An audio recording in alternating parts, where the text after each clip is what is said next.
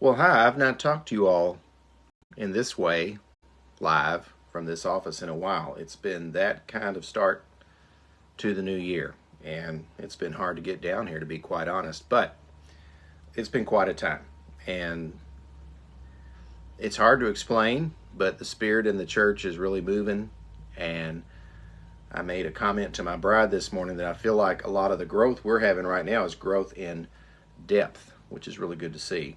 We've been growing in numbers too, of course, but better than that is that it seems like people are growing deeper in their faith. Yesterday afternoon, Harriet and I went and saw in the theaters the season finales of The Chosen season 3, and you all have heard me at church and on Facebook talk about how much I think that is an impactful program. And coming back from that yesterday really made me think a lot about what we want to see, what we want to experience at our church. When I feel like that our faith is real and our religion, our spirituality, our Christianity is real in a way that churches so often don't show. The last several weeks, we've been deep into Bible study, and one of the topics we've been having is the small prophet book of Joel near the end of the Old Testament. And Joel's one you overlook a lot, and we had a great time with reading through it. And I want to read the last few verses of chapter 2.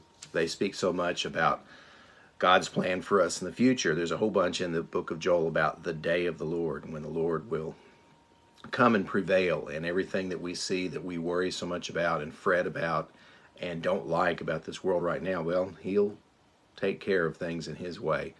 And it's a great and dreadful day. But here we go with 2nd Joel.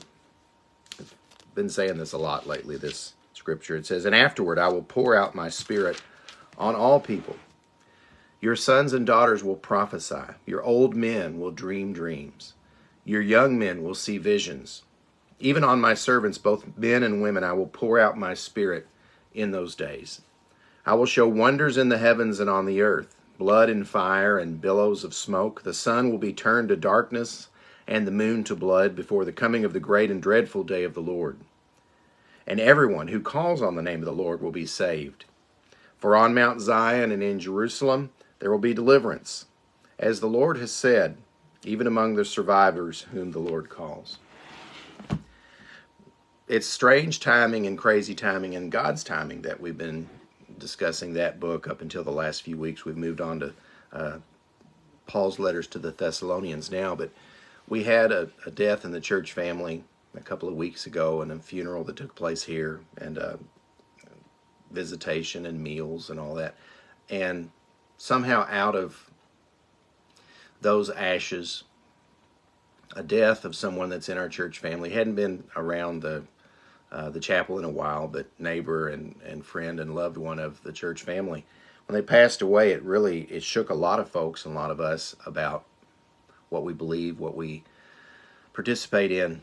And we've had quite a few people come around the church these last couple of weeks wanting to come back and wanting to be part of things again, their faith, their church family, their Christianity. And we've had some join the church, and some say they'd like to rededicate their lives, and some say I'll be around there in ways that is really refreshing to hear. And when you read in Joel about the calamity that the people went through, and how they had fallen so far away to the point that these prophets were having to prophesy about what God was going to do, reading about the day of the Lord, reading about what God's plans are for us, and we know, because we not only have read up to Joel here, but we've read to the end where Revelation is, and we know how he prevails there.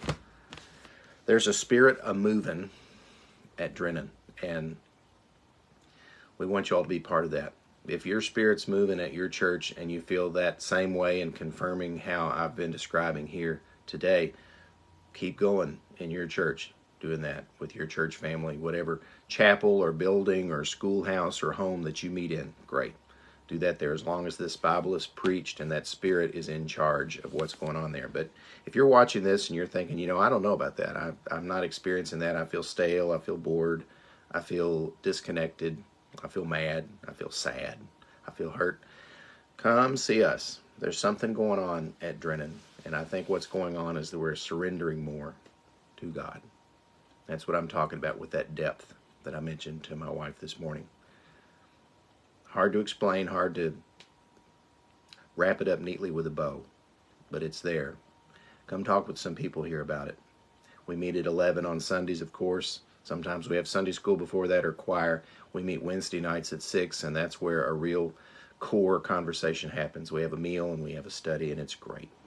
Just come be with us. There's a lot going on here, and most of all, let's get deeper into this. We'll talk to you soon. Bye.